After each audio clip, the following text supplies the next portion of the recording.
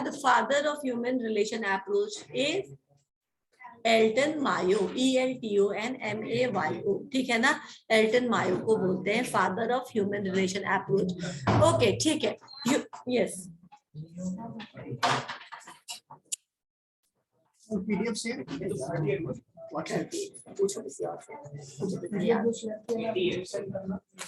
ठीक है। Human relation approach को समझने के लिए 3 चीज समझना पड़ेगा। आपके स्क्रीन पे है डिसेंट्रलाइजेशन, पार्टिसिपेटरी डिसीजन और concern for developing self motivated employees. यानी कि अभी तक जितना भी क्लास थोड़ी देर अटेंटिव रह सकते हैं, ठीक है। अभी तक हमने जो भी क्लासिकल अप्रोच पढ़ा था, राइट, सब में क्या था कि all resources are equally responsible for production, right. So man, machine, material and money all are treated as factor of production, right. लेकिन यहाँ इसीलिए वहां पे ह्यूमन रिसोर्सेज को कुछ खास इंपॉर्टेंस नहीं दिया गया था। उनको भी वैसे ही नॉर्मल रिसोर्सेज के रूप में क्या कर रहे हो मोबाइल से, हाँ रखो इसको या मुझे दे दो, दे दो। ओके, तुम्हारे हाथ में मोबाइल क्यों है? उसका भी लीजिए क्यों है मोबाइल? क्या कर रहे हैं? बाद में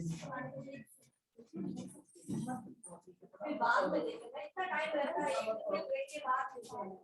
अभी देख रहे हैं, कुछ पूछना है तो पूछो, ठीक है ना। कुछ पहले पढ़ा था तो मोबाइल आपका पेपर पेन को रिप्लेस नहीं करता है। जब आप ऑनलाइन क्लास में होते हैं तो सिर्फ क्लास करने के लिए मोबाइल यूज करते हैं। तुम्हें कुछ प्रॉब्लम है तो व्हाट्सएप से नोट डाउन क्यों नहीं करते? नोट डाउन करो। अभी भी मैं बता रही हूँ, पढ़ा रही हूँ। अगर आपको कुछ नोट्स बनाना है या कुछ याद रखने के लिए लिखना है तो आप लिख सकते हैं, पेन पेपर निकाल के बैठिए, ठीक है ना। कोई सत्यनारायण भगवान का कथा नहीं कि 1 घंटे के लिए बैठना है, सुनना और चले जाना है, कुछ नहीं याद होता, ठीक है ना। मैंने इतनी बार वो कथा सुनी है, मुझे कुछ नहीं पता ये क्या पूछते, ध्यान ही नहीं रहता उधर, है ना। आपस में हम लोग गपशप करते हैं, यही करते हैं हम लोग, राइट। तो इसीलिए थोड़ा अटेंटिव होइए। अगर कुछ लिखना चाहते तो आप लिख सकते हैं, ठीक है। पहले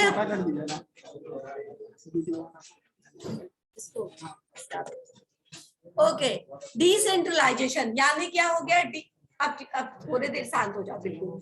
डिसेंट्रलाइजेशन का मतलब होता है कि डिसीजन मेकिंग के पावर को एक जगह एकत्रित नहीं करना, उसको अलग अलग लेवल पे डिस्ट्रीब्यूट करना, ठीक है ना। सेंट्रलाइज्ड का मतलब होता है, जब कभी तुम सुनोगे सेंट्रलाइज मतलब एक प्लेस से, ठीक है, किसी एक जगह से। यानी कि आप ऑफिसेज में जाइए, आप किसी थिएटर में जाते हो, पीवीआर मॉल में जाते हो, वहां पे क्या हर जगह रहता है एसी को बढ़ाने घटाने के लिए रिमोट रखा हुआ।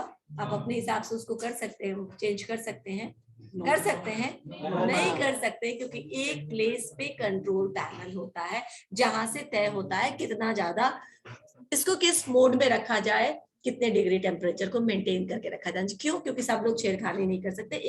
एक प्लेस से वो पूरा टेम्परेचर क्या होता है, रेगुलेट हो रहा है। इसको क्या बोलते हैं? सेंट्रलाइज। इसी चीज को तुम ऑर्गेनाइजेशन में ले आओ, फैमिली में ले आओ, ग्रुप में ले आओ, जहां पर एक ही जगह सारे ऑर्डर्स होते हैं। गंगोत्री एक ही जगह है, ठीक है ना, वहीं से गंगा निकलती है, यानी सारे ऑर्डर्स वहीं से निकलते हैं। सेंट्रलाइज्ड हो गया, ठीक है ना। अगर गंगा बहुत सारे जगहों से निकलती, कहीं गौमुख नहीं होता, 10-12 गौमुख होते, ठीक है, तो क्या होता है? डिसेंट्रलाइज, क्योंकि उस गंगा नदी में बहुत सारे गौमुख का क्या है, कॉन्ट्रीब्यूशन है, पर ऐसा है नहीं। तो सेंट्रलाइज समझ में आ गया ना, एक ही जगह से सारे ऑर्डर्स, सारे इंस्ट्रक्शंस पास होना। सेंट्रलाइज, उसका अपोजिट हो गया डिसेंट्रलाइजेशन। यानी कि जो डिफरेंट लेवल्स हैं, जिसको हमने हायरार्की कहा। अब अगर हायरार्की पूछे तो कौन बता सकता है हायरार्की मतलब क्या होता है? सीक्वेंस, ठीक है। और कोई बता सकता है? Ma'am well defined authority. Yes बताइए, कौन बताना चाहता है हायरार्की का मतलब? Ma'am well defined authority in different bottom to top. Suppose करो मैं एक हायरार्की समझा देती हूँ। ये क्या है? ये डिफरेंट लेवल ऑफ हायरार्की है, ठीक है ना। मान लेते हैं इसको तुम समझ लो सीधी, ठीक है ना। ये ऊपर से नीचे की तरफ आती है और ये नीचे से ऊपर की तरफ जाती है, ये तो तुम मान सकते हो ना, यही हायरार्की है। ऑर्गेनाइजेशन में हायरार्की को कैसे डिफाइन करते हैं। अब ये पहला सीढ़ी है, ठीक है ना। अगर हमने काम इस लेवल से शुरू किया है या फिर कोई किसी ने किया है हमने, राइट, तो पहला सीढ़ी क्या हो सकता है। अगर हम सेल्स का एग्जांपल लेके आगे बढ़े तो क्या क्या प्लानिंग, क्या मैंने क्या लिखा, सेल्स बॉय। हायरार्की यानी सीढ़ी के पहले लेवल पे कौन मिलेगा। सेल्स का एग्जांपल ले हम, सेल्स डिपार्टमेंट है, मान लो दिस इज सेल्स डिपार्टमेंट, ठीक है ना। तो आपको पहली सीढ़ी पे यही मिलेगा ना, ठीक है। इसके बाद आपको कौन मिलेगा, उसके बाद आपको सेल्स एग्जीक्यूटिव मिलेगा, ठीक है ना। इससे जो ऊपर का होता है वो एक सेल्स एग्जीक्यूटिव का होता है। उसके बाद आपको असिस्टेंट सेल्स मैनेजर, राइट, ठीक है। MANAGR मैंने भी ऐसे ही लिख दिया, राइट। अब तुम लोग ये मत सोचने लगा कि मैम को स्पेलिंग नहीं पता है, कुछ भी लिख देती, ये भी बच्चे ठीक है ना, निकाल लेते हैं कंफ्यूजन। तो मैं पूरा नहीं लिख रही हूँ क्योंकि आपको मुझे स्पेलिंग नहीं बताना है, आपको मुझे ये हायरार्की बताना है। असिस्टेंट सेल्स मैनेजर हो गया, इसके ऊपर आएंगे तो सेल्स मैनेजर, MANAGR, ठीक है। सेल्स मैनेजर, इसके ऊपर आओ तो एरिया सेल्स मैनेजर, राइट। इसके ऊपर आओ तो रीजनल सेल्स मैनेजर, और ऊपर आ दो तो कंट्री हेड कर देते हैं सीधा, या जोनल हेड कर देते हैं, ठीक है ना। जोन का या फिर कंट्री का हेड सेल्स मैनेजर, समझ में आया। अब ये क्या है, ये हायरार्की, सेल्स डिपार्टमेंट का ये डिफरेंट लेवल है, ये सीढ़ी है जिसको हम नीचे से ऊपर की तरफ जब बढ़ते हैं या ऊपर से नीचे की तरफ आते हैं। ऊपर से नीचे क्या होता है, इंस्ट्रक्शंस पास ऑन होता है, ठीक है ना, और नीचे से ऊपर फॉलो किया जाता है उस इंस्ट्रक्शंस को, राइट, ठीक है। अब हायरार्की समझ में आया, ओके। अब आते हैं डिसेंट्रलाइजेशन में। डिसेंट्रलाइजेशन का मतलब है कि सेंट्रलाइजेशन में सारे डिसीजंस यही होते थे, ठीक है ना। जोनल और कंट्री लेवल पे ही डिसीजन लिए गए और आपको पास कर दिया गया कि हमने ये डिसीजन लिया, आपको ऐसे ऐसे काम करना है। समझ में आ गया। ये किसका एग्जांपल बताया मैंने, सेंट्रलाइजेशन का, ओके। अब डिसेंट्रलाइजेशन का मतलब होता है कि भाई जो बहुत इंपॉर्टेंट, तुम तो अपना डिसीजन जोनल या कंट्री है, अब तुम्हें स्ट्रैटेजिक प्लानिंग करेंगे, स्ट्रैटेजिक डिसीजंस लेंगे, उसका रीजन को संभालने का जो डिसीजन होगा वो रीजनल सेल्स मैनेजर लेगा। उस एरिया में क्या इंप्लीमेंट करना है, किस तरीके से सेल्स को प्रमोट करना है, वो डिसीजन कौन लेगा, एरिया सेल्स मैनेजर लेना। ये सेल्स मैनेजर अपने अंदर में जो भी स्टोर कर रहा है या जो भी जगह पर रहा है उसके लिए रिस्पॉन्सिबल होगा। असिस्टेंट सेल्स मैनेजर इसके हेल्प से जो भी इसको मदद करना होगा उसके लिए वो काम करेगा, ठीक है ना। इंस्ट्रक्शन ऑर्डर लेके या आपस में एक्सचेंज करके अपना डिसीजन लेंगे, ठीक है ना। सेल्स एग्जीक्यूटिव के पास भी कुछ डिसीजन लेने का क्या होता है, स्कोप होता है, फ्रीडम होता है कि आप अपने हिसाब से डिसीजन लेके कितना % छूट देना है, कितना डिस्काउंट देना है, थोड़ा बहुत तुम भी ले लिया करो डिसीजन। और इसको क्या बोलता है, देखो भाई 1 यूनिट को प्रोड्यूस करने में 10 रुपया खर्चा हुआ है, तुम इसको 12 से 15 के बीच में ही बेच सकते हो, यानी कि 3 रुपए का तो इसको भी डिसीजन लेने का हक दे दिया। समझ में आया। अब सारे लेवल में कुछ ना कुछ डिसीजन मेकिंग हो रहा है ना। All are not made at this zone कि every level is empowered to take certain decisions. इसको हमने बोला डिसेंट्रलाइजेशन, यानी कि अलग अलग लेवल पे कुछ ना कुछ डिसीजन लेने का फ्रीडम देना। ये कॉन्सेप्ट है, इसी कॉन्सेप्ट पर बेस्ड है। क्या गिटपिट बात कर रहे हो, उधर से बिल्कुल आवाज नहीं आ रही, सारी आवाज इधर से ही आ रही है, बिल्कुल वही डायरेक्टर सर वाली बात। समझ में आया ना सर क्या बोलते हैं, ठीक है। अगर वो समझ में आया तो चुप हो जाओ। Now participatory decision making, participatory decision making समझते हैं, ये पहले समझ लेते हैं ये क्या है। ऐसा नहीं है कि ये सारे वर्ड्स हम पहली बार सुन रहे हैं, लेकिन मैं एक बार फिर से आपको समझा रही हूँ। पार्टिसिपेटरी डिसीजन मेकिंग का मतलब होता है पार्टिसिपेशन, भागीदारी डिसीजन मेकिंग लेने में, ठीक है। सिंपल एग्जांपल है, आज ही 2-4 दिन पहले मैंने ये एग्जांपल मेरे दिमाग में आया और मैं अभी समझाने के लिए वही आपको दे रही हूँ, ठीक है ना। कि सपोज करो कि आपका कोई सब्जेक्ट, ठीक है ना। एक और एग्जांपल, मान लो कि BCom, ठीक है ना, BCom में लॉ पढ़ाना होता है, राइट। आपको नहीं पढ़ाना है शायद किसी भी पेपर में, मुझे नहीं मतलब, मैं पीपीयू ज्यादा पढ़ाई नहीं हूँ, बस ऐसे ही जो आपके लेवल के थे उन्हीं को पढ़ाई हूँ, तो आगे क्या क्या है आई डोंट नो। लेकिन बीबीए में और बीकॉम में लॉ एक पार्ट होता है, बिजनेस लॉ, मर्केंटाइल लॉ उसको बोलते हैं, ठीक है। अब वो लॉ पेपर उनको, बीबीए को तो सिर्फ 3 लॉ का पेपर है, बाकी सब कुछ इधर उधर की चीजें, industrial dispute, industrial relation, trade union वगैरह, उनको 10-12 लॉ पढ़ने हैं। इनका सिलेबस बहुत लेंथी है। कॉन्ट्रैक्ट एक्ट जो भी आईकॉम का होगा वो थोड़ा बहुत तो जानता ही होगा कि कॉन्ट्रैक्ट एक्ट कितना बड़ा एक्ट है, सेल्स ऑफ गुड्स एक्ट है, निगोशिएबल इंस्ट्रूमेंट एक्ट है, और ऐसे बहुत सारे 10 एक्ट और है, तो उनका सिलेबस बहुत लंबा है। Now we take a decision, हमने बच्चों को बोला देखो आपका जो सिलेबस है वो बहुत बड़ा है, ठीक है ना, इस तरह के ऑल्टरनेट क्लास में, एक क्लास में उसको कवर अप करना इम्पॉसिबल है, तो क्या कर सकते हैं, 2 टीचर ऑल्टरनेट आपका एक एक क्लास लेंगे, ताकि आपका रोज कवर अप हो जाए कुछ ना कुछ, और आपका सिलेबस खत्म हो जाए। बच्चों को बोला, बच्चों हाँ मैम कोई प्रॉब्लम नहीं है, आपने हाँ मैम मिलके ले लीजिए, या आप सिर्फ मैम मिलके ले लीजिए। समझ में आया, हमने अपना सिलेबस बांट लिया, हम इतना पढ़ाएंगे तुम इतना पढ़ा दो, और बच्चों को बोला कि इफ यू आर कंफर्टेबल हम लोग रोज आपका एक एक क्लास कर देते हैं, ठीक है ना। अभी एक ही क्लास हो रहा है ऑल्टरनेट में, तुम्हारा एक ही हो रहा है ना, उनका मान लो दोनों होगा, आज भी होगा कल भी होगा, परसों भी होगा तरसों भी होगा, कोई ना कोई टीचर उनको रोज लॉ पढ़ा रहा है। क्यों किया हमने ये चेंज, क्यों किया, ताकि सिलेबस खत्म हो सके। लेकिन मैंने क्या किया, आपको बोलकर ये काम किया, आपके बाकी की क्लास ऐसे ही चल रहे हैं, एक क्लास और बढ़ जाएगा, है ना, ऑल्टरनेट में, जिसमें नहीं लगा उसमें लग जाएगा।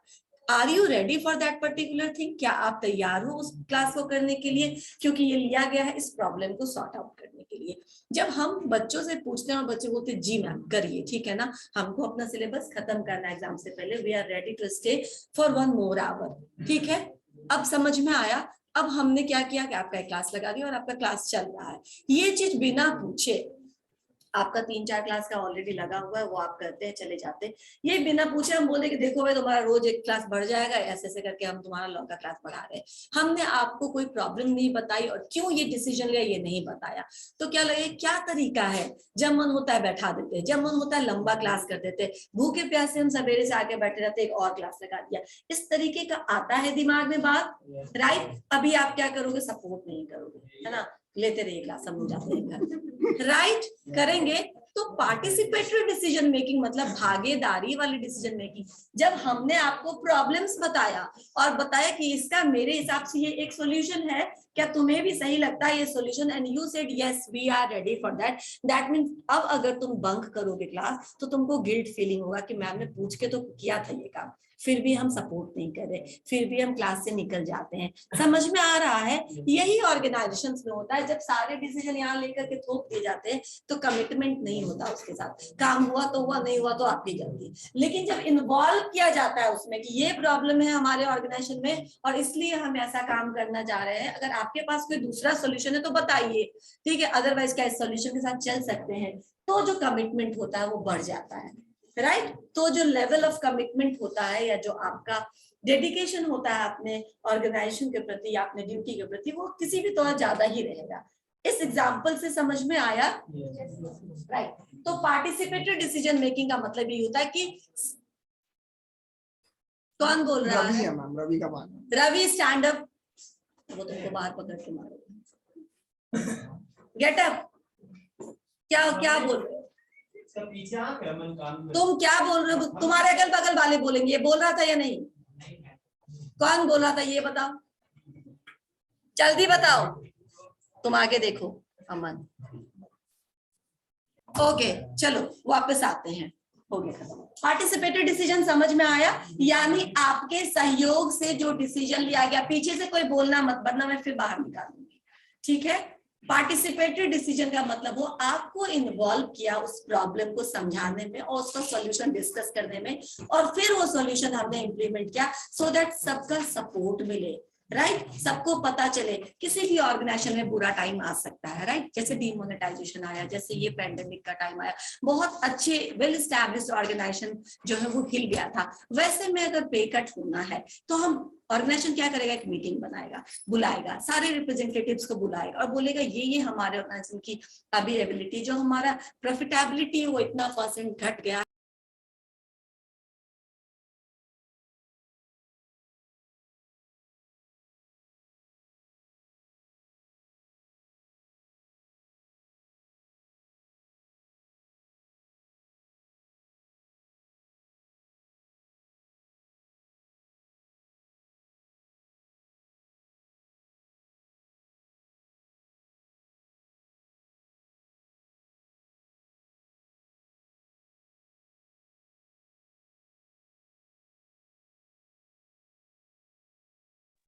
फिर आवाज आ रही है पीछे से।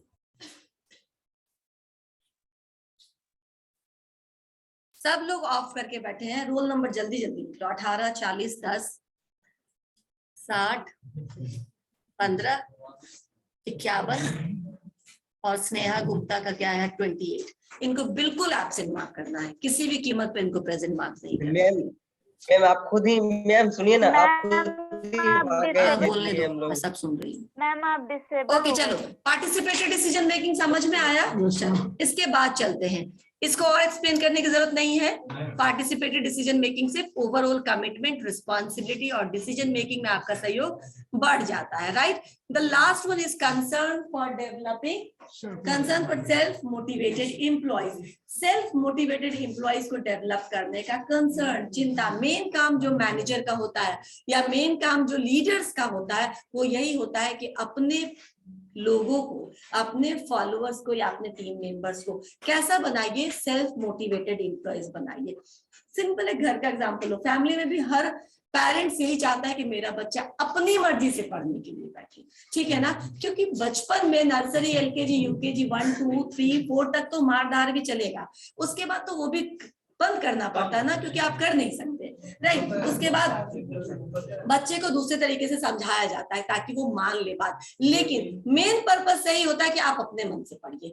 जो बच्चा, जिस घर में, हर घर में एक बच्चा ऐसा होता है जो अपने मन से पढ़ता है, अगर 2-3 बच्चे तो, और एक बच्चा ऐसा होता है जो बिल्कुल नहीं पढ़ता है, तो उसको प्रॉब्लम चाइल्ड बोलते हैं। ऐसा ही प्रॉब्लम एम्प्लॉइज होता है ऑर्गेनाइजेशन के लिए। काम करने का पोटेंशियल तो है, ठीक है ना, लेकिन काम करेंगे नहीं। समझ में आया। क्षमता मेरे में बहुत है, हम चाहे तो आसमान को हिला सकते हैं लेकिन हिलाएंगे नहीं, राइट। इस तरह के लोग खतरनाक लोग होते हैं, और इस तरह के लोग हर ऑर्गेनाइजेशन में, तो जैसे उस तरह के बच्चे हर फैमिली में होते हैं। समझ में आया। अगर 3-4 बच्चे तो ऐसा बाय डिफॉल्ट हो ही जाएगा, आप देख ही लोगे। कोई तो अपना शांति से पढ़ाई करेगा, माँ बाप को कोई चिंता ही नहीं। क्यों चिंता नहीं है? Because they are self motivated. वो खुद ही से मोटिवेटेड है, अपनी पढ़ाई के प्रति सजग है या अपने काम के प्रति सजग है। हटाओ पढ़ाई क्यों, खेल अगर खेलते हैं तो खेल के प्रति सजग है, अपने करियर, अपने फ्यूचर के प्रति जागरूक है, अवेयर है। लेकिन कुछ बच्चे किसी चीज में मन नहीं लगता। किस चीज में मन लगता? सिर्फ बदमाशी करने में, राइट। सिर्फ बदमाशी करने में, ताकि माँ बाप के नाक में दम हो जाए, राइट। और फिर वो हमको बोले कि बेटा तुमको जो करना है तुम घर से निकलो। समझ में आए। या बेटी, ठीक है ना, अब इतना डिस्क्रिमिनेशन नहीं, बेटा या बेटी जो भी, प्रॉब्लम चाइल्ड हो सकते हैं। ऑर्गेनाइजेशन में भी ऐसा होता है। कोई भी मैनेजर नहीं चाहता है कि हमको ऐसे लोग मिले जिनको धक्का मार के काम कराना पड़े। समझ में आए, जिनको पुश करके काम, क्योंकि वो उतने दिन ही काम करेंगे जितने देर हम उनको धक्का देंगे, तो हमको लगातार धक्का देना पड़ेगा, यानी हम कुछ और काम नहीं कर पाएंगे। समझ में आया। हम भी इसमें ही बिजी रहेंगे कि आपको काम करवाना है, आपको सुपरवाइज करना, आपको देखते रहना है। हम भी कुछ काम कर सकते हैं ना, अगर आप रिस्पॉन्सिबिलिटी अपनी समझ रहे। तो मेजर काम जो मैनेजर का होता है वो इस तरीके के एम्प्लॉइज को बनाना होता है जो खुद सेल्फ मोटिवेटेड है, जो खुद रिस्पॉन्सिबिलिटी लेने के लिए आगे आए। जो बहुत मुश्किल में ऑर्गेनाइजेशन है तो बोले कि ठीक है बताइए मैं क्या मदद करूं, या मेरे पास ये आइडिया है, हम ये इम्प्लीमेंट करके देखते हैं, शायद हम ये काम को इस तरीके से कर सकते हैं। यानी इस तरह के अगर आपके ऑर्गेनाइजेशन में 10-20 एम्प्लॉइज हो गए, आपके टीम में 4-5 मेंबर इस तरह का हो गया, आपको चिंता करने की जरूरत है कि आप कहीं बाहर भी किसी और काम में बिजी है तो आपका काम रुकेगा नहीं। जरूरी नहीं है उसको आप धक्का दीजिए तभी वो काम होगा। समझ में आया। तो हर एक मैनेजर का मेन कंसर्न होता है सेल्फ मोटिवेटेड एम्प्लॉइज को डेवलप करना, और ये डेवलप ऐसे ही नहीं होता। आप उसको सैलरी दे देते हो और उससे काम करवा लेते हो और आपके एम्प्लॉय सेल्फ मोटिवेटेड मोड में पहुंच जाएंगे, ये नहीं होगा। सैलरी तो आप उनको काम के बदले में दे ही रहे हो, ठीक है ना, तो ये तो गिव एंड टेक है, इसमें कुछ एक्स्ट्रा नहीं है। तो कैसे होगा? जब आप उनको ट्रस्ट करोगे, राइट। जब आप उन पर विश्वास करोगे, जब आप उनको हायर रिस्पॉन्सिबिलिटी का काम असाइन करोगे, उनको लगेगा अच्छा मुझे ये काम मिला था, इसका मतलब तो साफ है कि सर बाकी सबको तो समझते ही नहीं है इस लायक, ठीक है, मुझे वो समझते हैं कि मैं ये कर सकता हूँ, इसीलिए मुझे ये काम असाइन किया गया। एंड जो पूरा आपके साल भर का लेखा जोखा होता है आपके काम का, आपके कंडक्ट का, आपके बिहेवियर का, इसका असर कहाँ पड़ता है? बाद में आपके सैलरी स्लिप पे पड़ता है। समझ में आ रहा है। सिर्फ बोनस ही क्यों, हर तरह का, ठीक है ना। तो दिस इज व्हाट इस तरीके के एम्प्लॉइज को डेवलप किया जाता है, उस तरीके का माहौल दे करके जहां आप उनको क्या कर रहे हो, आप उनको आदमी समझ रहे हो, ठीक है ना, आप उनको इज्जत दे रहे हो, आप उनको ट्रस्ट कर रहे हो, समझ में आया, आप उनको हायर रिस्पॉन्सिबिलिटी दे रहे हो। ये सब देना शुरू करोगे तो धीरे धीरे वो भी रिस्पॉन्सिबल हो जाएंगे और आपको फिर बिल्कुल चिंता नहीं करनी पड़ेगी कि क्या करवाना है। अभी भी कुछ कुछ आवाज आ रहा है, ठीक है ना, दाएं बाएं देख लो, क्योंकि मैं निकालूंगी तो अब सारे को निकालूंगा, अगर कोई एक नहीं बोलेगा तो, ठीक है।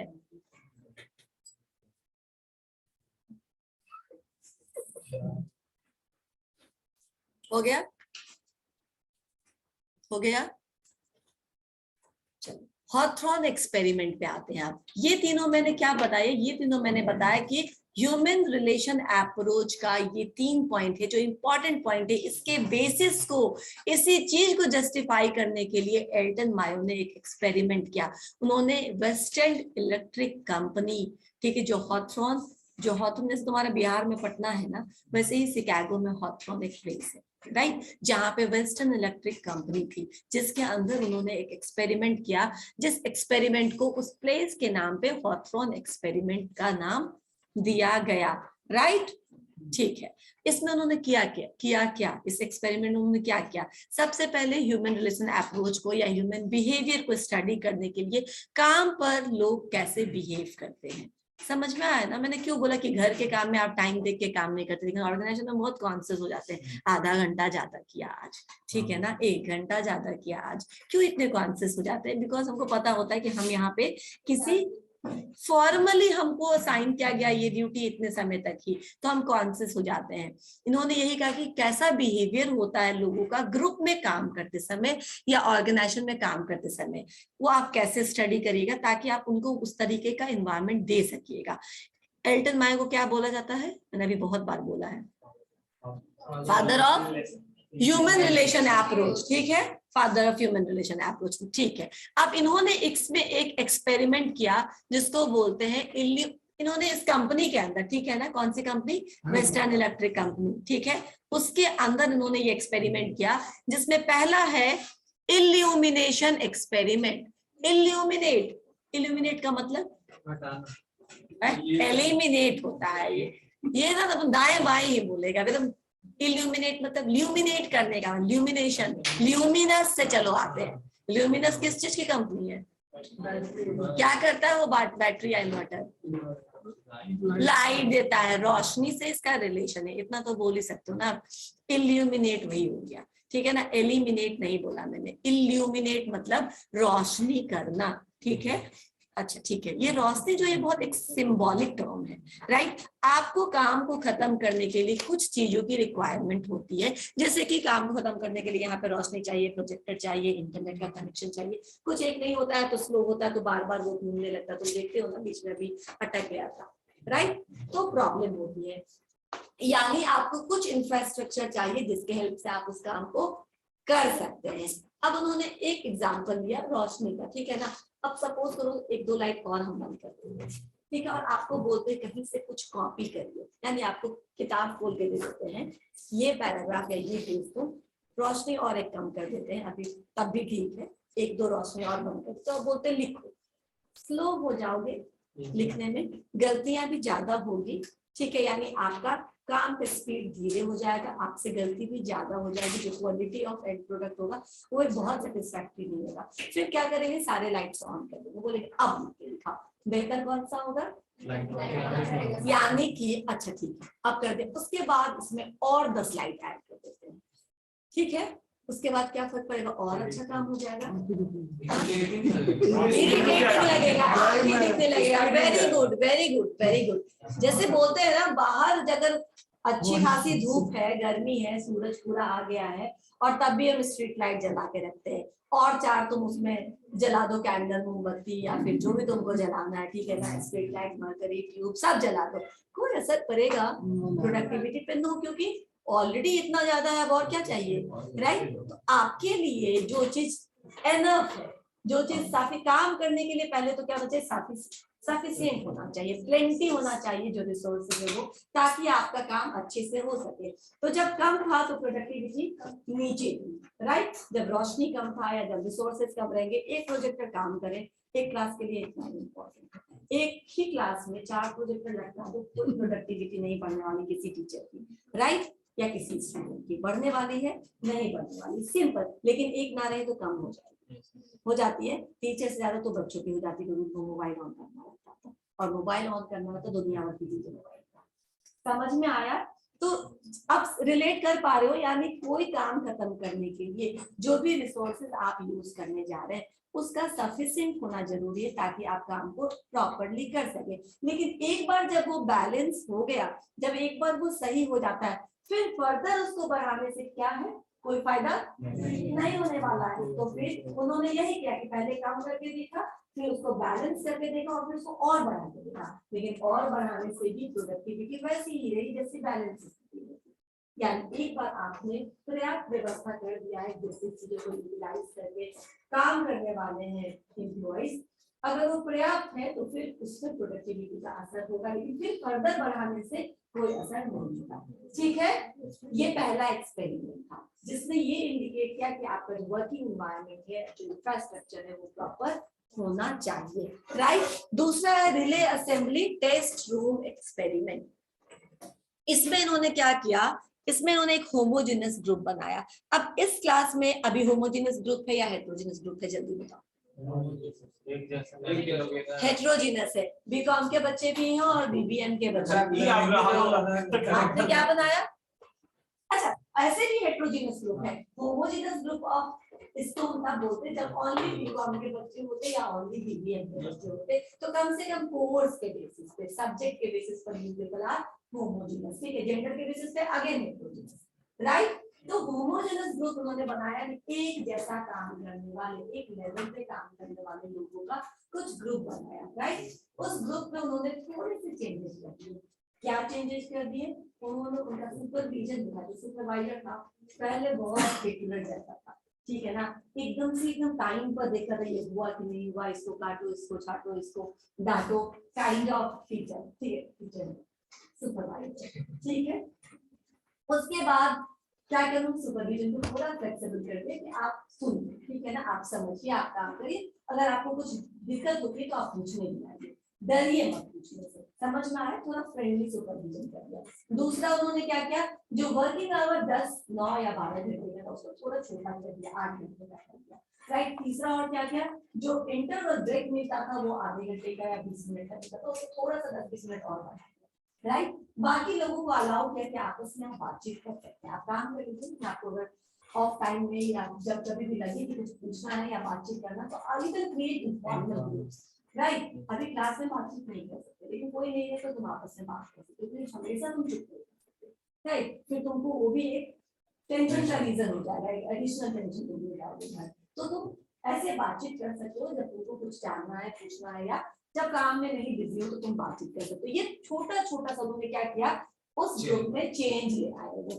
उसके बाद उनको बोला कि आप काम करिए। काम करने के बाद देखा गया कि इस ग्रुप की प्रोडक्टिविटी जो है वो पहली जो जैसा कंडीशन था उससे क्या है, बढ़ी हुई है, बहुत ज्यादा बढ़ी हुई, बिकॉज दे आर मोटिवेटेड, ठीक है ना, उनको लग रहा है कि अरे ये क्या ही हो रहा है, ऐसा तो हमने कभी सोचा ही नहीं था कि ऐसा भी हो जाएगा, राइट। उसके बाद क्या हो गया, मास इंटरव्यू प्रोग्राम। अभी भी उन्होंने कोई कंक्लूजन नहीं दिया, उन्होंने एक एक्सपेरिमेंट और किया जिसको बोलते हैं मास इंटरव्यू प्रोग्राम। यानी इसी होमोजेनस ग्रुप से उन्होंने एक एक करके सबसे इंटरव्यू लेना शुरू किया, पूछा कि आपको कैसा लगा इस तरीके से काम करके, आपको कौन सा प्रेफर करेंगे, आप पहले वाला करेंगे स्ट्रिक्ट सुपरविजन जहाँ पे था, या आपके पास जो वेल डिफाइंड टाइम था वगैरह वो पसंद करेंगे, जो हमने ये चेंज करके आपको दिया था ये। तो कहा कि इस तरीके में ज्यादा अच्छा लगा काम करने, हम कम स्ट्रेस लिए, कम टेंशन हुआ और काम भी हमारा अच्छे से हो गया और क्वालिटी भी हमारा इम्प्रूव था। मास इंटरव्यू प्रोग्राम में लिया, ठीक है। इसके बाद एक और इन्होंने किया, बैंक वायरिंग ऑब्जर्वेशन एक्सपेरिमेंट। इसमें क्या किया इन्होंने, 14 लोगों का एक ग्रुप बनाया, ठीक है, और उनको कहीं एक जगह बोला कि आप काम करिए, और उनको कुछ नहीं बोला, कोई इंस्ट्रक्शन नहीं दिया, कोई गाइडलाइंस नहीं दिया, बाहर से बस उनको ऑब्जर्व किया गया कि वो कैसे काम करते हैं, without any instruction, without any guidelines, without any shown path, आप कैसे उस काम को कैरी ऑन करोगे। यानी कि आप इंडिविजुअली डिसीजन ले सकते हो, ठीक है ना। ये 14 लोग आपस में बातचीत करके काम कर रहे हैं, इनको बस बाहर से ऑब्जर्व किया गया कि ये कैसे बात करते, तो दे क्रिएटेड इनफॉर्मल ग्रुप। और ये जो इनफॉर्मल ग्रुप का काम था, प्रोडक्शन था, वो काफी बेहतर था हमारे पुराने तरीके से काम कराने को लेके। समझ में आया। इन्होंने ये चारों एक्सपेरिमेंट किया। अब इस चारों कोई काम जब हम करते, एक्सपेरिमेंट करते, तो उसका कंक्लूजन लिखते हैं ना नीचे कि इससे हमें ये मिला, है ना। उनको क्या क्या मिला वो कंक्लूजन उन्होंने ड्रॉ किया, जिसमें पहला पॉइंट है, a factory is not only techno economic but a psycho social unit too, ठीक है ना। यानी टू या अल्सो, यानी कोई भी ऑर्गेनाइजेशन सिर्फ टेक्नोलॉजी के इस्तेमाल से, तकनीकी के इस्तेमाल से पैसा कमाने का जरिया नहीं है। तो किस चीज का जरिया, उसके साथ साथ ये तो है ही, इसको बोलने में ये नहीं है, ये तो है ही, लेकिन सिर्फ यही नहीं है, इसके साथ साथ क्या है, साइको सोशल नीड्स को भी सेटिस्फाई करने का एक जरिया है। फॉर एग्जाम्पल, कैसे, क्यों है ये जरिया, कोई बता सकता है इसको, कोई एग्जाम्पल से या किसी तरह इसको इलाबोरेट कर सकते हैं, अगर ये लाइन आपको आ जाए सिर्फ, why a factory is not just a techno economic unit but it is also a psycho social organisation. Explain, come in. Employment provide करेगा, एम्प्लॉयमेंट प्रोवाइड करता है, साइकोलॉजिकल नीड जो होता है वो बेसिक नीड जो होता है क्या, ठीक है, कोई बोल सकता है, नहीं अभी तक ये लोग भी इधर उधर ही बोल रहा है, और कोई, यस, कैसे, कोई भी बीकॉम के बच्चे भी बोल सकते हैं, बहुत सिंपल चीज पूछा है मैंने। फैक्ट्री या ऑर्गेनाइजेशन, यहाँ मैं ऑर्गेनाइजेशन बोली, उन्होंने फैक्ट्री बोला क्योंकि ये उस जमाने की बात है जहाँ सिर्फ मैन्युफैक्चरिंग होता था, ठीक है, मिलेगा तो टेक्नो इकोनॉमिक हो गया, काम करेगा तो इकोनॉमिक हो गया ना, रोटी कपड़ा और मकान, तीनों तो इकोनॉमिक पैसे से रिलेटेड। क्या बेसिक नीड्स में किसको तुम बोल रहे हो, उसको होम प्रोवाइड, क्या मेडिसिन, फिर वो पैसे पे चली गई, मेडिसिन भी पैसे से आएंगे। या ज्योति बोल रही है, ज्योति ना बोलो,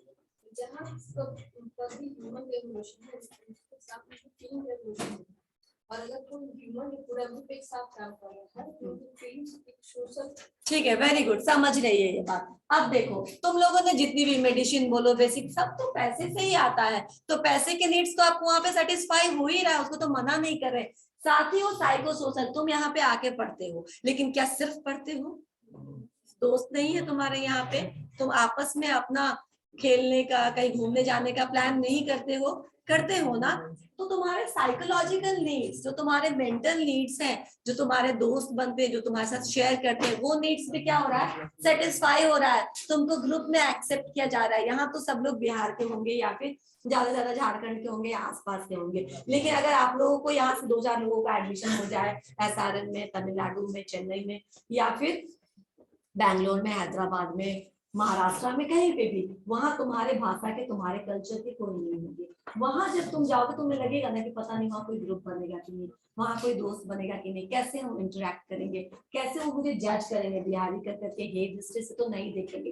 ये सब दिमाग में होता है हमारे, जब आप बाहर जाते हैं तो, राइट। एक एक्सेप्टेंस का इशू होता है कि हम वहां पे कैसे एक्सेप्ट किए जाएंगे।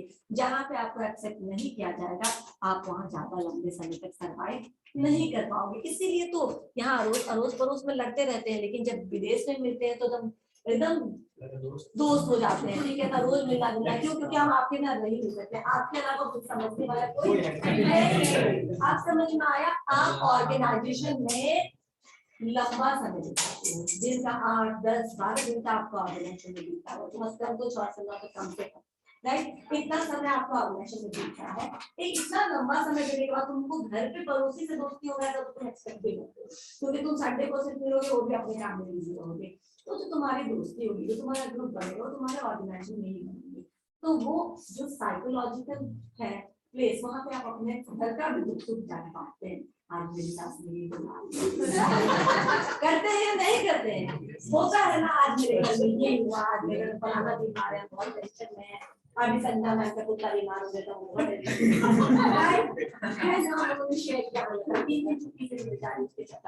तो एक प्रॉब्लम हुआ ना, उन्होंने ये सारे फ्रस्ट्रेशन यहाँ शेयर किया, क्योंकि कहाँ शेयर करेंगे, रात शाम में 7 बजे घर पहुंचेगी कौन सुनेगा, तो यहाँ शेयर करेंगे। तो ये आपके साइकोलॉजिकल नीड्स को सेटिस्फाई करने का प्लेस है, और आपको एक जगह देता है, आपको एक ग्रुप देता है जहाँ पर आप अपने आप को आइडेंटिफाई कर पाते हो कि ये मेरा ग्रुप है। जैसे आप लोगों में से ही अपने अपने इंटरेस्ट और हॉबीज और माइंडसेट के हिसाब से इसमें ग्रुप बना लिया, राइट? यहाँ मन के बगल में बैठा बिल्कुल, ठीक है। तो अपने इंटरेस्ट के हिसाब से क्या किया, अपने ग्रुप बना लिया, दोनों में से किसी को भी कंट्रोल ही नहीं कि हम कम बोले, थोड़ा समझ में आया?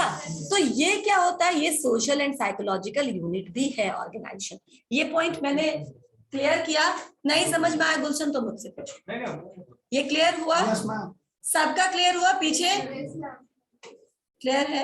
यानी आप कहीं भी जाइए, वो अभी बोल रही थी कि जहां भी ह्यूमन बीइंग ग्रुप में रहते हैं वहां वो अपनी फीलिंग्स शेयर करते हैं, यानी कि साइकोलॉजिकल नीड्स को सेटिस्फाई करते हैं, सोशली ग्रुप बनाते हैं, राइट? यही बोलना चाह रही थी। क्लियर हुआ? दूसरा point, the workers spontaneously form small informal groups. The norms and values of such groups have significant influence on the behavior and performance of the worker. Simple है ये, मैं बता देती हूँ। Spontaneous मतलब होता है स्वतः, स्पॉन्टेनियस मतलब स्वतः। अब हिंदी नहीं पता या इंग्लिश नहीं पता है, बोलो। दोनों में स्वतः मतलब अपने आप। स्पॉन्टेनियस जिसके लिए आपको कोई प्लानिंग नहीं करनी पड़ती है, वो अपने आप ही हो जाता है। जैसे कि फॉर एग्जाम्पल सुबह और शाम अपने आप ही होता है, तुम कुछ करते हो कुछ नहीं ना मस्त। और भी बहुत सारे एग्जाम्पल है ये, these are spontaneous things which happens, right? समझ में आया? अब ये इतना ही स्पॉन्टेनियस ये भी है। जो वर्कर्स है यानी जो लोग हैं, यहाँ पे वर्कर्स को रिप्लेस कर दो, लोग मान लो तुम 8-10 जहाँ पे लोग हैं, 20-25, 50, 200 जहाँ पे लोग हैं, वहां पे कोई नियम नहीं बनाना पता कि ये 4 लोग आपस में बात करेंगे या सिर्फ वही लोग बात करेंगे आपस में, सारे ए अल्फाबेट से शुरू होने वाले लोग आपस में बात करेंगे, बाकी कोई किसी से बात नहीं करेगा। ऐसा कोई नियम होता है कहीं पे? नहीं, क्योंकि नियम बनाने की जरूरत ही नहीं है। लोग अपने आप ही अपना ग्रुप बना लेते हैं। इस क्लास में भी ऐसे बना लिया, बीकॉम में भी बना लिया, बीबीए में भी बना लिया, बीसीए में भी बन गया। समझ में आ रहा है? यानी कि ये एकदम बहुत नेचुरल प्रोसेस है, जितना सुबह शाम होना नेचुरल है, कुछ नहीं करना पड़ता आपको, उतना ही नेचुरल प्रोसेस है ग्रुप बनाना, राइट? आपने ग्रुप फॉर्म कर लिया, स्पॉन्टेनियसली होता है ये, इसको कोई कंट्रोल भी नहीं कर सकता। ऐसे ग्रुप्स इनफॉर्मल ग्रुप्स होते हैं। फॉर्मली तो सर ने बता दिया है, ठीक है ना? नीतीश सर आपके सर हैं, ठीक है ना? आप उनसे ये चीज पूछ लीजिएगा काम करने से, पोद्दार सर को फलाना चीज दिखा दीजिएगा आप पहले, तब आपका ये काम होगा। समझ में आ गया? फॉर्मल तो सब मालूम है मुझे, लेकिन इनफॉर्मली मैं किसी से बात करूं ना करूं मेरी मर्जी, उसको डायरेक्टर सर या मैम या कोई तीसरा आदमी कंट्रोल नहीं कर सकता। वेल, इसीलिए हमने कहा कि the workers spontaneously form small informal groups. Informal groups में बातें क्या होती है? तो आप जो बात करना चाहे, जो लाइक माइंडेड पीपल है, ठीक है, एक जैसे सोचने वाले लोग नॉर्मली ऐसा ग्रुप बना लेते हैं और वो अपने पसंद की चीजों को डिस्कस करते हैं। क्रिकेट करना है, मूवी करना है, पॉलिटिक्स करना, व्हाटएवर यू लाइक, ठीक है ना? आप डिस्कस कर सकते हो, आप प्लान कर सकते हो, आप बात करते हो। तो ऐसे इनफॉर्मल ग्रुप्स का जो नियम कानून होता है, ये बनाया नहीं जाता, वो खुद ही अपने लिए अपनी वैल्यूज और अपने नॉर्म्स क्रिएट करते हैं, जिसका इफेक्ट होता है उस पूरे ग्रुप पे, ठीक है ना? किसी ग्रुप में मान लो ये ऐसा है कि हम लोग डिस्कस नहीं करेंगे, कोई एब्यूसिव लैंग्वेज इस्तेमाल नहीं करेगा, मुझे ये पसंद नहीं है, मान लो ऐसे ही 3-4 लोग उस ग्रुप के मेंबर, उन्होंने ये नियम बना लिया। अब इसका असर होगा, ठीक है ना? आप उसको कहीं भी सुनिए तो वो लोग उस तरह का लैंग्वेज में बात नहीं करते मिलेंगे, बिकॉज उनका अपना बनाया नॉर्म से किसी को पसंद नहीं उस तरीके का काम। समझ में आया? तो ये नॉर्म्स कोई बनाता नहीं, लोग खुद ही बना लेते हैं, जिसका इफेक्ट होता है उस काम पे, राइट? दोनों बातें सही है? अब तक आपको लग रहा, जो उन्होंने कंक्लूजन ड्रॉ किया, ये है फिजिकल कंडीशन, जो हमने आपको इल्यूमिनेशन एक्सपेरिमेंट में बताया। Physical condition of work have some influence on the workers moral and productivity. हर समय खराब रहेगा ये, हर समय नेट काम नहीं करेगा, क्या होगा? प्रोडक्टिविटी भी नीचे होगा और मेरा अपना जो मोरल है ना वो भी लो हो जाएगा, ठीक है ना? मुझे अच्छा नहीं लगेगा ये क्या है, ठीक है ना, ऐसे कैसे क्लास होगा, तो हमारा अपना मोरल और प्रोडक्टिविटी दोनों क्या होगा, लो हो जाएगा। But there interpersonal relations, attitude of supervisor and other social and psychological factors have a far greater influence, यानी कि जो फिजिकल कंडीशंस हैं, जो चीजें चाहिए मुझे, वो अगर खराब है तो उसका असर हमारे प्रोडक्टिविटी पे पड़ेगा, ठीक है ना, कम हो जाएगा। लेकिन इससे ज्यादा असर किसका हो रहा है, हमारे सुपरवाइजर फेवरेबल नहीं है यार, 4 बार बोल चुके लेकिन वो सुनते ही नहीं, उल्टा डांट देते हैं, ठीक है, बॉस सुनता नहीं बात, यानी कि इसका असर ज्यादा पड़ेगा मेरे प्रोडक्टिविटी पे। और किसका पड़ेगा, जो सोशल एंड साइकोलॉजिकल फैक्टर्स, यानी कोई बातचीत नहीं कर रहा, ठीक है ना, 4 दिन से मुंह फुला के बैठी हुई, बात ही नहीं करे, पता नहीं क्या हुआ उसको,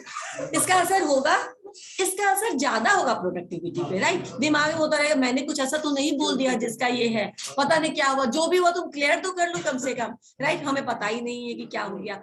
दीज आर थिंग्स जिसका ज्यादा असर होता है हमारे प्रोडक्टिविटी पे। समझ में आया, क्लियर हुआ, ठीक है। तो इन्होंने कहा कि फिजिकल कंडीशन या कोई सामान कम रहे या कुछ सामान खराब रहे, इसका असर तो होता है हमारे प्रोडक्टिविटी पे, लेकिन इससे ज्यादा असर हमारे प्रोडक्टिविटी पे होता है सोशल या साइकोलॉजिकल फैक्टर्स अगर हमारे फेवर में नहीं रहे। सुपरवाइजर अगर हमको जरा भी सुने नहीं या जरा भी हमको मेरे मतलब कोई भी कहे जाने पर डांट ही देता है सीधा, ठीक है ना, तो हमको क्या होगा, निराशा हो जाएगा, मेरा काम अच्छे से नहीं होगा, इसका असर ज्यादा होता है। क्लियर हुआ, समझ में आ रहा है, हाँ, थोड़ा थोड़ा इसको भी बोलने का आदत। तो कहाँ नहीं समझ में आ रहा है पूछो, अभी पूछने में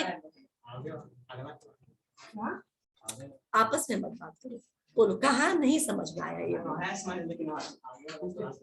मतलब बोलो आगे वाला क्लास नहीं समझी मैं, यस, मतलब जो नहीं आया आगे वाले क्लास में पूछेंगे। हाँ, जो नहीं आएगा वो अभी समझ में आ रहा है ना, ठीक है, अभी बता दो कि अभी मैम ये आप जो पॉइंट बताया वो नहीं समझना, आगे वाले क्लास में नोट डाउन करके लाना कि मैम ये बात नहीं समझ में आई, right, okay. Next, usually the workers act or react not as individual but as the members of a group, यानी कि ये जो थोड़ा थोड़ा बोल रहा है ना, वो अकेले नहीं बोल रहा है, शायद इस तरह के और भी लोग होंगे, ठीक है ना, यानी किसी एक ग्रुप में अगर कोई एक कंप्लेन लेके जाता है या अगर एक कोई अपना हैप्पीनेस शो करता है मैनेजमेंट के पास कि ये चीज बहुत अच्छा हुआ या ये चीज बहुत खराब हुआ, दैट मीन्स वो अपने आप को सिर्फ रिप्रेजेंट नहीं कर रहा, कहीं ना कहीं ग्रुप है, ठीक है, कहीं ना कहीं उस तरीके का ऐसा ही मानने वाला और भी लोग होंगे उस ग्रुप में जिसको ये एक है जो रिप्रेजेंट कर रहा है, समझो। तो कभी भी ग्रुप में ऑर्गेनाइजेशन में इंडिविजुअल रिप्रेजेंटेशन नहीं होता, इंडिविजुअल के किसी स्टेटमेंट से आप ये निकाल सकते हैं कि लगभग बाकियों का भी ऐसा ही कुछ मत होगा, ओपिनियन होगा, राइट। उसके हाथ में मोबाइल है क्या, है ना, दो इसीलिए थोड़ा थोड़ा समझ में आ रहा है। अब ये तुम्हें आज मिलेगा नहीं, अब ये तुम्हें परसों मिलेगा, ठीक है ना, क्योंकि ये से मैं घर लेके जाने वाली हूँ, ऐसे भी मेरा खराब है। पूछ लेंगे, ओके, चलो अब इसके आगे चलते हैं। फिफ्थ पॉइंट है, यहां तक सब समझ में आ गया, ठीक है। The workers are not mere economic man motivated by money alone, यानी कि जो वर्कर्स होते हैं, जो एम्प्लॉइज होते हैं, वो सिर्फ सुनो मैं बताती हूँ, the workers are not mere economic man motivated by money alone, यानी जो लोग होते हैं ना वो सिर्फ पैसे के लिए, अब तुम बोलोगे मैम क्या अटपटा पढ़ा रही है, हम तो ज्वाइन करेंगे पैसा ही कमाने के लिए, बोलोगे ना, मैं आपको हाँ, जाहिर सी बात को अभी मैं गलत प्रूफ कर देती हूँ। वर्कर्स जो है वो सिर्फ पैसा कमाने के लिए, अभी पहले पॉइंट में भी मैंने यही बताया था कि ऑर्गेनाइजेशन सिर्फ पैसा कमाने का जरिया नहीं है, सोशल और साइकोलॉजिकल नीड्स को भी सेटिस्फाई करने का प्लेस है।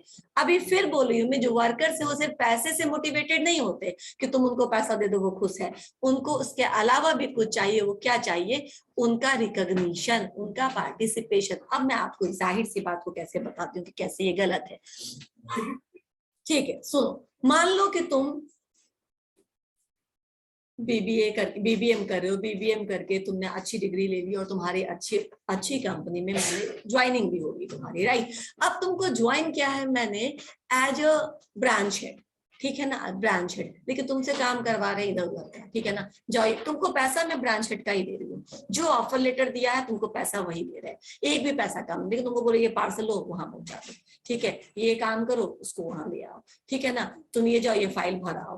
तो बोल रहे क्या काम कर रहा है, ब्रांच मैनेजर का ये काम है क्या, तुम्हें लगेगा ना, और फिर तुम्हें लगेगा कि क्या करवा रहे हैं मेरे साथ, ठीक है ना, ये क्या करे, ये जरूर कोई साजिश है, ऐसे तो मेरा ग्रोथ रुक जाएगा, ऐसे तो मैं कुछ सीख नहीं पाऊंगा, किसी और जगह अप्लाई करूंगा, बोले क्या क्या किया, तो फाइल पहुंचाया, ये सामान लाया, ये काम किया, यही काम करूंगा, राइट, यही बोलोगे ना तुम, यही मेरा रोल था, तो तुम्हें क्या अच्छा लगेगा वो काम करने में या नहीं। पैसा मैं बिल्कुल पूरे के पूरे दे रही हूँ, बिल्कुल काट नहीं रही हूँ, समय समय पे तुम्हें इंसेंटिव या टिप भी दे देते हैं, क्योंकि ऐसे काम में टिप ही दिया जाता है, राइट, उसको इंसेंटिव बोल दे रही है। अब भी तुम बोलोगे हाँ बिल्कुल जाहिर सी बात है, मैं खुश रहूंगा, बोलो नहीं रहोगे ना। अब यही बात तुम्हें समझ में आई, आप समझ में आए कि सिर्फ पैसा नहीं है, पैसा बहुत बड़ा मोटिवेशन होता है, लेकिन आपको पैसा दे करके आदमी आपके साथ आपके लेवल का काम ना ले, बल्कि आपसे बहुत नीचे के लेवल का काम ले, तो आपको डिससेटिस्फैक्शन हो जाएगा, आपको अपने जॉब से घृणा हो जाएगा, राइट, क्यों, क्योंकि आप उसके लिए सही नहीं हो, आपको सही से रिकॉग्नाइज नहीं किया गया, आप जो काम कर सकते थे, जो एबिलिटी थी, उस एबिलिटी को यूज नहीं कर रहा ऑर्गेनाइजेशन, आपको पार्टिसिपेट नहीं करने दिया जा रहा है, जो आपके लेवल का काम है उस लेवल के काम में, आपको नीचे के लेवल के काम में उलझा के रखा है, ताकि तुम्हारा कभी ग्रोथ ही ना हो। समझ में आया? Yes ma'am. अब समझ में आया why this point has been mentioned कि एक आदमी सिर्फ पैसा कमाता नहीं है, पैसा एक बहुत बड़ा मोटिवेशन होता है, लेकिन उसके साथ साथ इज्जत उससे भी ज्यादा मोटिवेटिंग फैक्टर होता है। आप ये सब दे रहे हो, मिस्ड कॉल आ रहा है, तो क्या हो रहा है, आपको तुमको मिलेगा नहीं ये मोबाइल, ये तो तुम भूल जाओ, ठीक है, ऑन रिकॉर्ड बोल रही हूँ मैं ये बात, समझ में आया? ओके, तो workers are not mere economic man motivated by money alone, सिर्फ पैसा, मनी अलोन मतलब सिर्फ और सिर्फ पैसा से मोटिवेशन नहीं होता है, साथ ही उनको रिकॉग्निशन चाहिए, पार्टिसिपेशन चाहिए, रिवॉर्ड चाहिए, एप्रिसिएशन चाहिए। ये जो दिमाग का भूख है ना, वो इन सब चीजों से भरता है, ठीक है ना, जैसे आपके पेट की भूख खाने से भर जाती है, वैसे दिमाग की भूख आपको एप्रिसिएशन से भरता है, रिकॉग्निशन से भरता है। समझ में आया? अच्छी बात है, ये कंक्लूड कर देती हूँ मैं आज बस।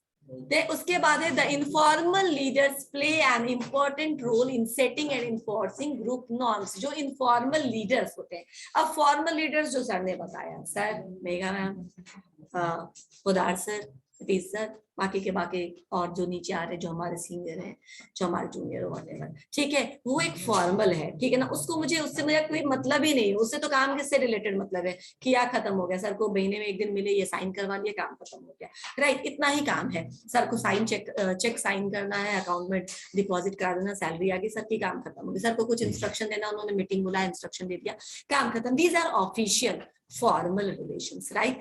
इनफॉर्मल जो लीडर्स होते हैं, ठीक है ना, अब इनफॉर्मल लीडर्स कौन होते हैं? जो आपने अपने आप से जिसको अपना लीडर मान लिया, आपको लगता है क्या कि ये जो आदमी है वो अच्छा काम कर सकता है, राइट, समझ में आया, ये मुझे जो सलाह देगा वो अच्छा देगा। अब वो आदमी, मान लो नीतीश सर इनफॉर्मली मुझे बोलते हैं कि सोनी मैम कल ऐसे ऐसे ऑडिट है, ये सारे फाइल्स तैयार करने, थोड़ी देर आप रुक जाइएगा क्या, मैं ना नहीं बोल सकती, क्योंकि फॉर्मल रिलेशन है, सर अभी तो घर में फलाना काम है, अभी नहीं रुक सकते, राइट, कि मेरा टाइम खत्म हो गया, मैं चली जाऊंगी, राइट। लेकिन इनफॉर्मल रिलेशन रहेगा, कनेक्शन रहेगा ऑर्गेनाइजेशन से, तो मैं बोलूंगी ठीक है सर आप दे दीजिए, मैं थोड़ा देर ज्यादा स्टे कर, या दे दीजिए मैं करके ले आऊंगी। समझ में आ रहा है? घर में बैठ करके 3 बजे तक बोनस बनाना ऐसे ही नहीं लोग बनाता है, क्योंकि आपको उसके लिए कुछ नहीं मिलेगा, बट तुम्हारा कमिटमेंट तुम्हारे काम से शो करता है कि तुम कितना कनेक्टेड हो अपने काम से। ये सारे इनफॉर्मल लीडर्स जो होते हैं वो ज्यादा आपको मना लेते हैं काम करने के लिए, वो ज्यादा आपको समझा लेते हैं कि क्या जरूरी है और किस चीज पे अभी आपको ध्यान देना। फॉर्मली तो बिल्कुल पॉइंट टू पॉइंट चलेगा, ठीक है ना, जो मेंशन किया गया हम उतना ही मानेंगे, उससे ज्यादा हम नहीं जानते। समझ में आया? सो दीज इनफॉर्मल ग्रुप्स, जहाँ पे आप जहाँ देखो ब्यूरोक्रेटिक मैनेजमेंट इजाजत ही नहीं था इनफॉर्मल ग्रुप बनाने का, बिल्कुल बात ही नहीं कर सकते आप, बिल्कुल सब आपका प्रोफेशनली आप कनेक्टेड है, तो किसी से ऐसा पर्सनल रिलेशन नहीं बनता जिसके लिए आप कुछ करिए, ठीक है। वो छुट्टी पे गया तो वो जाने, हम तो अपने टाइम से चले जाएंगे, लेकिन वो छुट्टी पे गया तो उसके नहीं होने से उसको ना प्रॉब्लम हो जाए, इसलिए आज मैं उसकी हेल्प कर देता हूँ। समझ में आ रहा है? ये इनफॉर्मल होता है। तो these leaders are more important for enforcing group norms, right. And the last one is the managers must understand and recognize the interpersonal and group relation. यानी कि एक अच्छे मैनेजर को पता होता है किनके बीच में अच्छी जमती है, ठीक है ना। किस दोनों को उठा के काम दे देंगे तो अच्छे से करेगा, किस दो को उठा करके काम दे देंगे माथा कपार फोड़ के आ जाएगा, काम नहीं करेगा। समझ में आया? तो एक अच्छा मैनेजर हमेशा आइडेंटिफाई कर लेता है कि किनके बीच में आपसी रिलेशन अच्छा है और ग्रुप में रिलेशन अच्छा है, उनको उसी तरीके के काम में देते हैं जो जिस काम में उनको मजा आता है और जो लोग साथ में काम कर सकते हैं। अदरवाइज समय भी जाएगा, काम भी नहीं होगा। These are the point, these are the conclusion of Hawthorne experiment. Clear हुआ? ठीक है। अब इसके बाद तो इसीलिए एल्टर मायो को क्या बोला? Father of human relation movement या human relation approach, right? Next इसके बाद हम लोग पढ़ेंगे बिहेवियरल साइंस। इसमें मैं थोड़ा थोड़ा तुमको सब बता दूंगी, देख लो एक बार। बिहेवियरल साइंस क्या क्या पढ़ेंगे इसमें नेक्स्ट क्लास में। कंटिजेंसी अप्रोच क्या है, सिस्टम अप्रोच जिससे मैंने आपको एक क्वेश्चन पूछा था वो भी होगा, सिस्टम अप्रोच ऑफ मैनेजमेंट क्या है, और इसके साथ ही हमारा इवोल्यूशन ऑफ मैनेजमेंट खत्म हो जाएगा। लेकिन इसके बाद हमारा बिहेवियरल अप्रोच ऑफ मैनेजमेंट रहेगा जिसमें आपको 3 थ्योरी पढ़ना है, Maslow's theory, Herzberg theory and McGregor's two factor, McGregor's X Y, ठीक है, थ्योरी एक्स थ्योरी वाई। क्या हुआ? हाँ वो मास, तो वो भी बिहेवियरल थियरी का पार्ट है। यहाँ नहीं रखे, यहाँ के लिए एल्टन मायो सफिशिएंट है, राइट? लेकिन आपको आना चाहिए क्योंकि क्वेश्चन वो सब बहुत फेवरेट क्वेश्चन है क्वेश्चन सेटर के, ठीक है ना, तो वो आएगा। क्लियर है? Yes. ओके।